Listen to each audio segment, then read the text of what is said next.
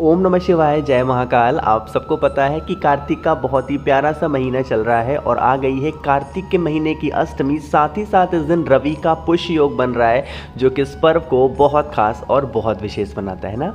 ये वीडियो आपकी मनोकामना को पूरी करने के लिए है। बहुत दिनों के बाद ऐसा संयोग देखने को मिल रहा है कि अष्टमी तिथि भी हो, साथ ही साथ रवि का पुष्य योग भी हो। इससे सुंदर दिन नहीं हो सकता, जो कि पूज्य गुरु जी की कथा से सुन के आपको समझाऊंगा। बस आपको बरगद पेड़ के नीचे जाना है और वहाँ दही गिरा देना है। आप जिस कामना से इस उपाय को करोगे, वो विशेष, वो इच्छा महादेव पूरी ज़रूर करेंगे, है ना। लेकिन यहाँ पे हमें कौन सा नाम लेना है और कैसे करना है इस उपाय को, सिर्फ सुनते जाएं, समझने की कोशिश करिएगा, ठीक है। चलो समझते हैं। स्क्रीन पर आपको दिख रहा होगा दही, है ना। यहाँ पर हमें लेनी होगी कम से कम 7 चम्मच दही, इससे कम मत लेना। कितनी? 7 चम्मच दही लेना। साथ ही साथ आपको लेना होगा कमलगट्टा। कार्तिक का महीना है, मैं आपको बहुत बार बता चुका हूँ, हमें कमलगट्टा लेना ही लेना होगा। 1 कमलगट्टे लेना, ठीक है। ले लिया ना। अब उसके बाद एक तांबे का लोटा लोगे और इस तांबे के लोटे में आपको जल भरना, ठीक है। थोड़ा क्रम यहाँ पे समझेंगे, नियम समझेंगे। जल भर करके जो आपके पास में कमलगट्टा है वो डालेंगे। जो दही आपने लिया है उसे आप अलग से रखोगे, ठीक है। और उसके बाद इन सभी चीज़ों को लेके किसी भी वट वृक्ष के नीचे, जिसको हिंदी में हम कहें तो बरगद पेड़ के नीचे जाना, ठीक है। सुबह जाना चाहो सुबह जाओ, शाम को जाना चाहो शाम को जा सकते हो। और उसके बाद क्या करेंगे, सबसे पहला काम करेंगे, जो आपके पास में कमलगट्टे वाला जल है वट वृक्ष के नीचे समर्पित करेंगे वटकेश्वर महादेव के नाम से। कौन से महादेव? वटकेश्वर महादेव के नाम से समर्पित कर दिया। साथ ही साथ जो आपके पास में दही है ना, कितनी चम्मच मैंने बोली थी? 7 चम्मच, है ना। तो वो 7 चम्मच दही आपको फिर से वहीं पे वट वृक्ष के नीचे ही, यहाँ पर आपको फिर कोई महादेव का नाम नहीं लेना है। आपको यहाँ पे सिर्फ आपको अपनी मनोकामना कहनी है। जीवन के जो भी आपके कष्ट होंगे, उन कष्टों को आपको यहाँ पे कह देना, ठीक है। जो भी व्यक्ति रवि के पुष्य योग पे जो तिथि अष्टमी पड़ती है, उस दिन इस दही वाले उपाय को वट वृक्ष के नीचे कर लेता है, उनकी सारी मनोकामनाएं, सारे विशेष महादेव पूरी जरूर करते हैं, ठीक है। जल चढ़ाएंगे किसका नाम लेकर के? वटकेश्वर महादेव। और जो दही आपने ली है उसको किसका स्मरण करोगे? आपको यहाँ पे अपनी मनोकामना को कहते हुए, ठीक है। समझ में आई बात? तो ये पहले उपाय की हमने बात कर ली है इस वीडियो में। आगे बढ़ते हैं। इसी वीडियो में हम लोग अष्टमी तिथि पे जो रवि का पुष्य योग पड़ता है उस पे करने वाले अपने दूसरे उपाय की, है ना। अब कहोगे भाई ये दूसरा उपाय किन के लिए है? पहला उपाय मैंने आपको बताया मनोकामना पूर्ति के लिए। अब ये जो दूसरा उपाय होगा, यह उपाय होगा कि अगर आपके घर में क्लेश बहुत मच रहा है, मतलब हर घर में आज के टाइम पे ना लड़ाइयाँ छोटी मोटी बातों पर होती रहती हैं, कोई किसी को कुछ बोल दिया फिर भी लड़ लेते हैं। तो उस कंडीशन में आपको लेना होगा इस तरीके से पीला चंदन। इस उपाय के लिए पीला ही लेना है, लाल चंदन की ज़रूरत नहीं है, ठीक है। इस पीले चंदन को एक छोटी सी कटोरी में लेना और उसमें डाल करके थोड़ा सा पानी डालना और इसका पेस्ट बनाना, ठीक है। बना दिया ना। फिर हमें ज़रूरत होगी 7 बेलपत्र की। कितनी? 7। देखो मेरी आवाज़ थोड़ी सी ख़राब है, इसलिए मैंने बैकग्राउंड में म्यूज़िक लगा रखा है ताकि मेरी ख़राब आवाज़ आपको परेशान ना करे, है ना। तो इस पे जो आपने 7 बेलपत्र लिए हैं, उस पे इस वाली सिर्फ और सिर्फ बड़ी वाली पत्ती पे 7 की 7 बेलपत्र पे एक एक बिंदी लगाएंगे कुंदकेश्वर महादेव के नाम से। किसी भी प्रकार की लड़ाई को ख़त्म करने के लिए, किसी भी प्रकार की बीमारी को ख़त्म करने के लिए कुंदकेश्वर महादेव का नाम हमेशा लिया जाता है, ठीक है। इस चंदन को लगाओगे कौन से महादेव का नाम लेके? कुंदकेश्वर महादेव। और फिर इन 7 की 7 बेलपत्र को लेके महादेव के शिवलिंग के पास जाना और एक एक करके उस शिवलिंग के ऊपर जो बेलपत्र है उसको चिपकाओगे। 7 की 7 बेलपत्र के जब यहाँ पे आपको चिपकाओगे तो हाटकेश्वर महादेव या फिर श्रम्भेश्वर महादेव, दोनों में से कोई सा भी नाम। कौन से महादेव? हाटकेश्वर महादेव या फिर श्रम्भेश्वर महादेव। एक काम समझेंगे, भूलना बिल्कुल भी नहीं। जब उस बेलपत्र पे आप पीला चंदन लगाओगे तो कुंदकेश्वर महादेव का स्मरण करोगे।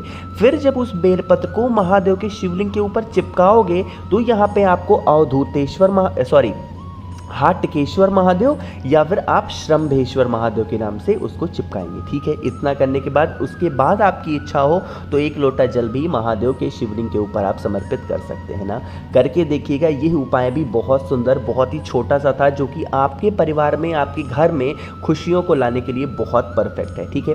काफ़ी लोग के कमेंट आते हैं, भैया जो है आपकी वीडियो बहुत लंबी हो जा रही है, उसके लिए हम क्या करें। देखो लंबी नहीं हो जा रही है, यहाँ पे क्या हो रहा है कि किसी को मनोकामना पूर्ति के लिए चाहिए तो किसी को लड़ाई झगड़े के लिए चाहिए वीडियो, तो इसीलिए मैं सही उपाय को धन प्राप्ति, मनोकामना पूर्ति, लड़ाई झगड़े, बीमारी के एक साथ बता देता हूँ, जिसमें जो भी आपको ज़रूरत लगती है आप इसको नोट कर लें और अपने डिमांड पे कर दिया करिए, ठीक है ना, परेशान नहीं होते।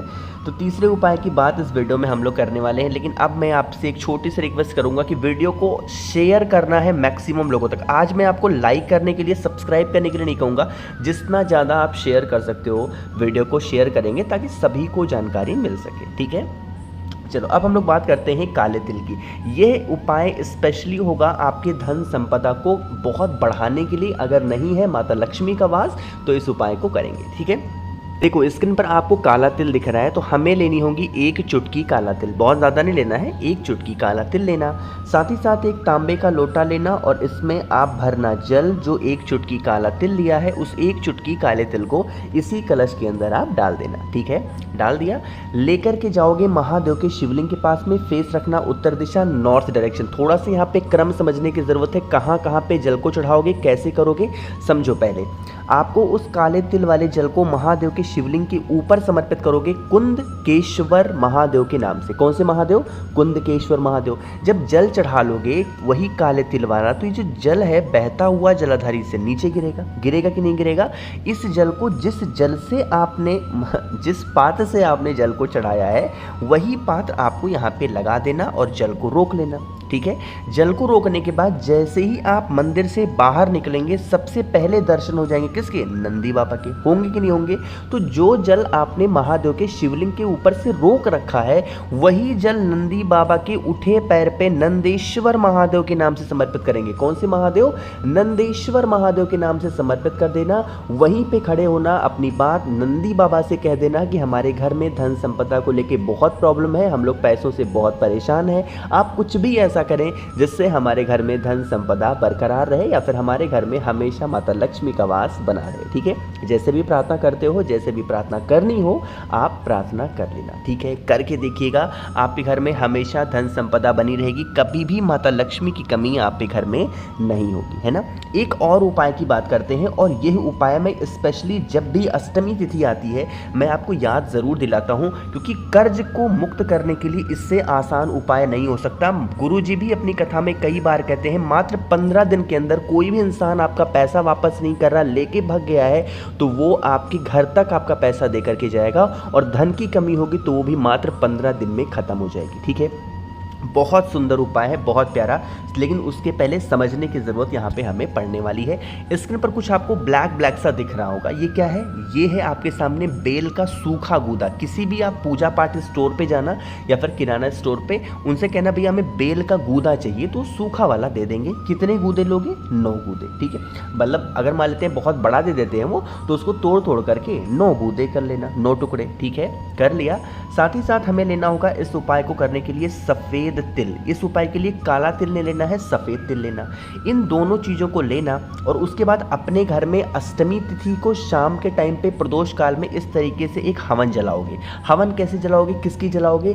अगर आपके पास में आम की लकड़ी है तो उसकी जला लेना, आम की लकड़ी नहीं मिलती है तो उपला मिल जाए, गोबर मिल जाए, उसकी जलाओगे, ठीक है, जला लेना।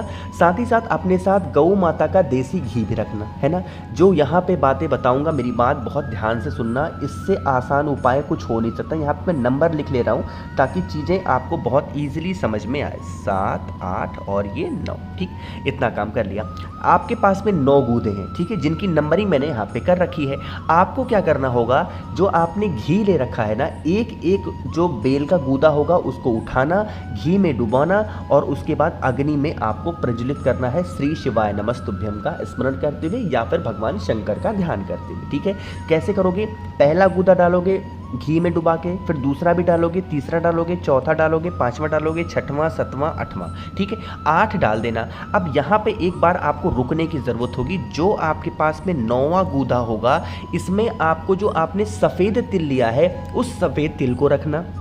जितना भी देसी घी आपके पास में बच गया है, उस देसी घी को भी आपको इस 9वें जो आपने लिया है ना, 9वां गूदा, इस 9वें गूदे के पास रखना। यहाँ पर आपको माता सती और भोले शंकर दोनों का स्मरण करना है। साथ ही साथ जो व्यक्ति पैसा वापस नहीं कर रहा उसका भी ध्यान करना है। जो 8 गूदे आप इससे पहले डालोगे वहाँ पे आपको उस इंसान का नाम नहीं लेना है जो पैसा वापस नहीं कर रहा। लेकिन जब 9वां गूदा डालोगे तो यहाँ पे माता सती का भी नाम लेंगे, भोले शंकर का भी नाम लेंगे, जो व्यक्ति पैसा वापस नहीं कर रहा उसका भी नाम लेंगे। साथ ही साथ सफ़ेद तिल लेंगे और जो आपने घी लिया है उसको लेंगे और उसके बाद सभी की आहुति एक साथ आपको दे देनी है। करके देख लीजिएगा, मात्र 15 दिन के अंदर वो इंसान आपका पैसा आपके घर तक दे करके जाएगा। ठीक है, प्रैक्टिकल करने में कुछ नहीं जाता, बहुत आसान सा उपाय है, तो करिएगा। आप सभी की जो भी मनोकामनाएं होंगी धन संपदा को लेके वो महादेव पूरी ज़रूर करेंगे। ठीक है, कोशिश की है मैंने बहुत अच्छा समझाने की। वीडियो पसंद आई हो तो लाइक करेंगे, कुछ पूछना हो तो नीचे कमेंट सेक्शन में पूछेंगे। जितने भी भाई बहन मेरी इस आवाज़ को पहली बार सुन रहे हैं चैनल सब्सक्राइब करेंगे। कुछ पूछना हो, फ़ोन पे बातें करनी हो तो आप हमें इंस्टाग्राम या फिर फेसबुक पे फॉलो कर सकते हैं। सर्च करिएगा द नेचुरल प्लैनेट 108। ओम नमः शिवाय, जय महाकाल।